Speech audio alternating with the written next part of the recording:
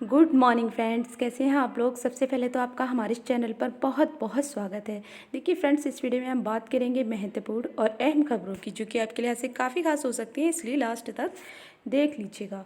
देखिए सबसे पहली जो खबर है, बहुत अच्छी खबर कह सकते हैं, जो कि वेटिंग लिस्ट का इंतज़ार कर रहे थे, मतलब शिक्षक भर्ती की तीसरी सूची का इंतज़ार कर रहे थे, उनके लिए अच्छी खबर है कि शिक्षकों के 5,000 से ज़्यादा पदों पर जल्द भर्ती के आदेश। तो ये है पूरी खबर, आप देख सकते हैं। वैसे तो ये खबर आपको कल ही मिल गई थी, लेकिन इसमें पेपर में भी जो लिखा है वो देख लीजिए। सरकारी प्राइमरी स्कूलों के रिक्त पड़े 5,000 से ज़्यादा पदों पर जल्द भर्ती शुरू करने के निर्देश दिए गए हैं। बेसिक शिक्षा विभाग के अपर मुख्य सचिव रेणुका कुमार ने आदेश जारी करते हुए कहा कि एसटी वर्ग के 1133 पदों को एससी वर्ग से भरा जाए और इन पदों को 69,000 शिक्षक भर्ती की मेरिट सूची से भरा जाएगा। एनआईसी के माध्यम से जल्द ही आवेदन पत्र लिए जाएंगे।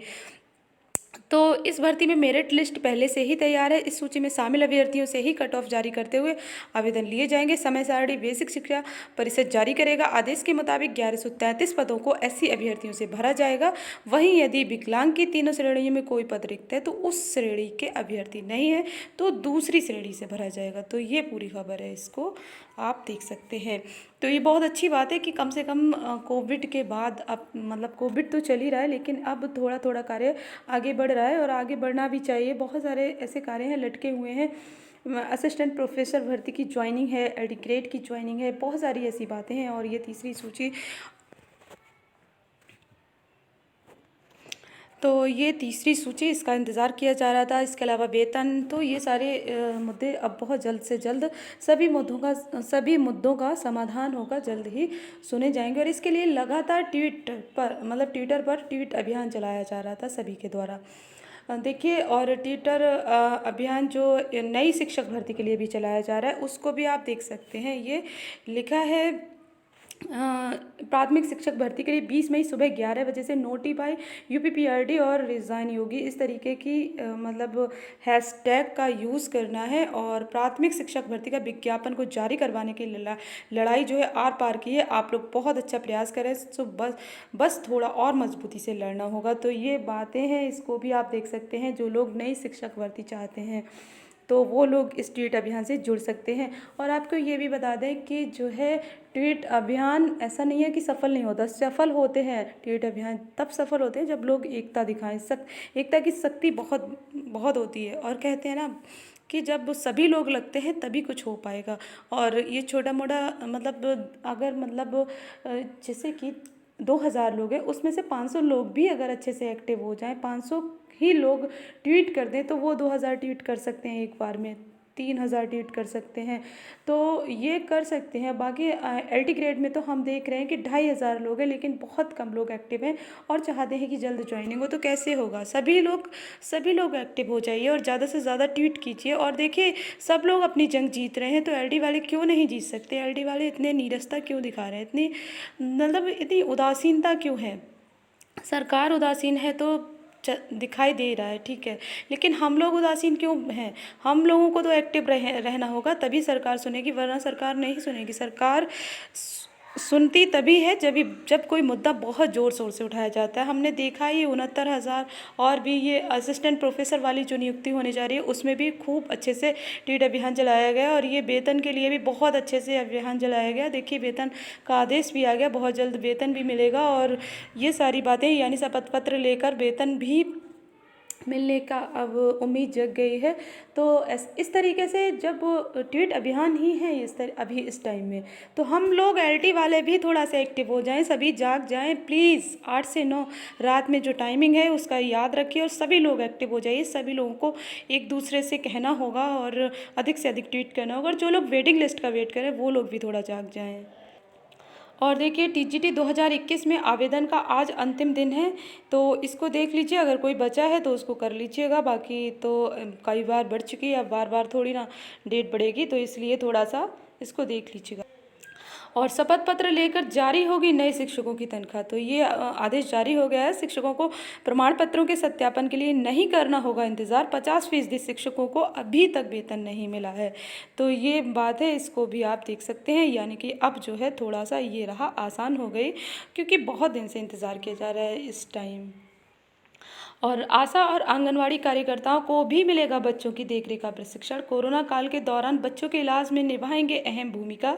पीआईसीयू संचालन के लिए तैयार की जा रही रूपरेखा। और इधर सरकारी दावे से शिक्षक संगठनों में उबाल, आक्रोश। शिक्षक संगठनों ने दी आंदोलन की चेतावनी, विपक्ष ने सरकार को घेरा। बात क्या है ये आप जानते ही हैं कि सरकार का दावा है कि 3 ही शिक्षकों की मौत हुई है और इस तरीके से, जबकि जो 1621 शिक्षकों और 76 कर्मचारियों की मौत होने का दावा किया गया था। तो ये इस बात का मतलब, लेकिन सरकार की तरफ से ये दावा है कि गलत सूचनाएं थी और लेकिन रियल में जो है 3 ही शिक्षकों की मौत हुई है। तो इस तरीके से शिक्षक संगठनों ने इसका मतलब, इसमें शिक्षक संगठन इस बात से नाराज़ हैं कि ऐसा नहीं है। काफ़ी ऐसे शिक्षक हैं जो मृत हो गए, यानी कि इसी कोरोना मतलब इसी कोविड काल में इलेक्शन में ड्यूटी के दौरान संक्रमित हुए और उनकी मौत हो गई और सरकार जो है इस बात को मान नहीं रही है और इसी बात से जो है आंदोलन की तैयारी हो रही है। अब शिक्षक संगठनों ने दी है आंदोलन की चेतावनी, विपक्ष ने भी सरकार को घेरा है। बेसिक शिक्षा मंत्री का विपक्ष पर घटिया राजनीति करने का आरोप है। तो गलत सूचनाएं देने वाले अधिकारियों पर हो कार्रवाई। तो ये सरकार भी कह रही है कि गलत जो जिसने सूचनाएं दी हैं उन पर कार्रवाई हो। तो ये पूरी बात आप यहाँ देख सकते हैं। और चुनाव ड्यूटी के दौरान मृत शिक्षकों, कर्मचारियों और चिकित्सकों को के आश्रितों को मिले मुआवजा। तो ये पूरी बात भी आप यहाँ देख सकते हैं। 10 जून तक कर सकेंगे आवेदन आरटीआई। तो शिक्षा का अधिकारी अधिनियम के तहत आर्थिक रूप से कमजोर बच्चों के निजी स्कूलों में निःशुल्क प्रवेश के लिए आवेदन की अंतिम तिथि शासन ने बढ़ाकर 10 जून तक कर दी है। पहले आखिरी तिथि 25 अप्रैल निर्धारित थी। बीएसए बीएन सिंह ने बताया कि लॉटरी से विद्यालय आवंटित करने की तिथि 15 जून तय की गई। 30 जून तक चयनित विद्यालय में प्रवेश की प्रक्रिया को पूरा कर लेना होगा। और अध्यापकों, प्रधानाध्यापकों की सेवा पुस्तिका होगी ऑनलाइन। तो ये अच्छी बात है कि कुछ कार्य ऑनलाइन होने से उसमें जो है दिक्कतें काफ़ी कम हो जाती हैं। और बेसिक शिक्षा विभाग में प्रधानाध्यापकों और सहायक अध्यापकों की सेवा पुस्तिका और एलपीसी का अब जो है ऑनलाइन रखरखाव किया जाएगा। बेसिक शिक्षा विभाग की ओर से की अपर मुख्य सचिव रेणुका कुमार ने आदेश जारी कर प्रधानाध्यापकों और सहायक अध्यापकों की सेवा संबंधी भौतिक अभिलेख की व्यवस्था को समाप्त कर दिया है। इस पहल से जनपद में कार्यरत 8700 से शिक्षकों को फायदा होगा। कई दफ़ा सेवा पुस्तिका बनाने के लिए के नाम सुविधा शुल्क मांगे जाने की शिकायतें भी विभाग को मिल रही थी। तो इस तरीके की बहुत सारी शिकायतें मिलती हैं। तो ऑनलाइन कार्य हो जाने से इस तरीके की शिकायतें जो है समाप्त हो जाएंगी। और तीसरी लहर की तैयारी में सरकार, पीएम केयर से मिले संसाधनों का ऑडिट भी शुरू। तो मुंबई सहित कुछ महानगरों में गुप्त तरीके से चल रहा ऑडिट तीसरी लहर से बचने के लिए अस्पतालों के वर्तमान हालात पर तैयार हो रही रिपोर्ट। दिल्ली में शुरू हुआ ऑडिट। तो ये अच्छी बात है कि कोई भी परेशानी आने से पहले ही उसकी तैयारी अगर शुरू कर दी जाए तो वो परेशानी आधी से अधिक तो पहले ही ख़त्म हो जाती है। तो ये तैयारियां अगर पहले से शुरू हो जाएं तो अच्छी बात होगी और इंतज़ाम भी पहले से हो जाएं, जिससे कि ज़्यादा आफत धाफत ना हो। बहुत ज़्यादा हम ये देख रहे हैं अभी ऑक्सीजन की किल्लत है, तो कहीं ब्लड की किल्लत, तो कहीं डॉक्टरों की किल्लत, बहुत सारी बातें हैं। तो अगर तैयारियां पहले हो जाएंगी तो इन सारी किल्लतों से, दिक्कतों से बचा जा सकता है और हम तीसरी लहर से आसानी से निपट सकते हैं। और पुलिस भर्ती बोर्ड ने दरोगा लिपिक संवर्ग के भर्ती के आवेदन की फिर बढ़ाई तारीख। तो ये पूरी बात भी आप यहाँ देख सकते हैं। ठीक है, तो जो है 15 दिन का समय और बढ़ा दिया है लिपिक संवर्ग के पदों के लिए। अब 1 जून से 30 जून तक ऑनलाइन आवेदन लिए जा सकेंगे। और सीबीएसई शिक्षकों को देगा प्रशिक्षण। कोरोना के दौर में तनाव मुक्त रखने के लिए अनिवार्य किया गया प्रशिक्षण कार्यक्रम।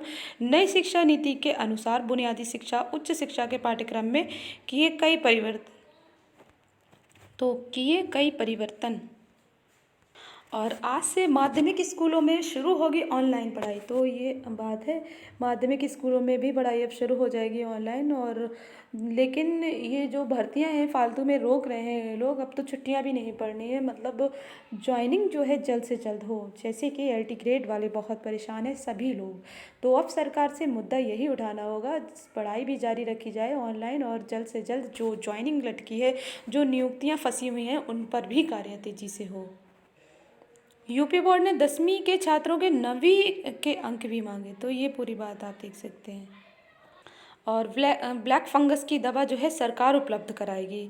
और कालाबाजारी पर ब्रेक, लखनऊ व वाराणसी सहित 4 मंडलों में किया गया आवंटन, प्राइवेट अस्पतालों में रेड क्रॉस सोसाइटी देगी एम्फोटेट्रिसिन वी।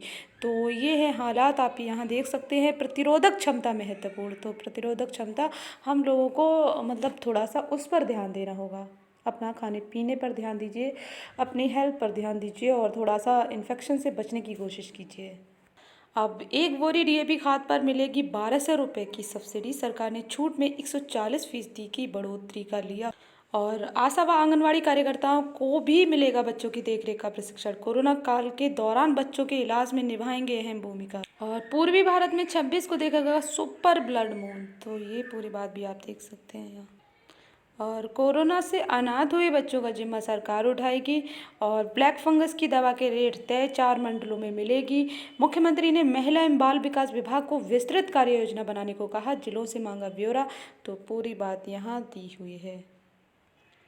और गुजरात को 1000 करोड़ का राहत पैकेज, प्रभावित राज्यों में तूफान से मरने वालों के परिवारों को 2-2 लाख की सहायता भी।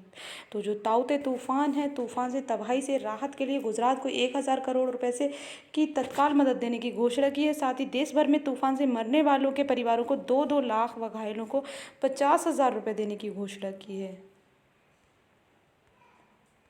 और सरकार की साफ चेतावनी, नई नीति भारतीय नियमों के खिलाफ, व्हाट्सएप वापस ले नीति वरना होगी कठोर कार्रवाई। वाकई ये नीति गलत है। केंद्र सरकार ने व्हाट्सएप को निर्देश दिए कि वह अपनी नई निजता नीति तत्काल वापस ले। केंद्रीय इलेक्ट्रॉनिक्स व सूचना प्रौद्योगिकी मंत्रालय ने नोटिस जारी करते हुए 7 दिन में जवाब तलब किया है। हालात का उठा रहे फायदा, तो ये देख सकते हैं। निजता का सम्मान कैसे छोड़ें, जांच न्यायिक सुनवाई जारी। कोरोना से उबरे लोगों को टीका 3 माह बाद, दूध पिलाने वाली माताओं को मिली अनुमति। तो स्वास्थ्य मंत्रालय ने विशेषज्ञों की सिफारिश पर लिया फैसला। चिंता, एक दिन में रिकॉर्ड 4529 मौतें, अमेरिका के बाद सबसे ज़्यादा। तो ये पूरी बातें भी आप यहाँ देख सकते हैं। चलिए, इस वीडियो में बस इतना ही, और कोई अन्य अपडेट होगी तो ज़रूर आप तक साझा की जाएगी। अभी के लिए बस इतना ही। Thank you, bye bye.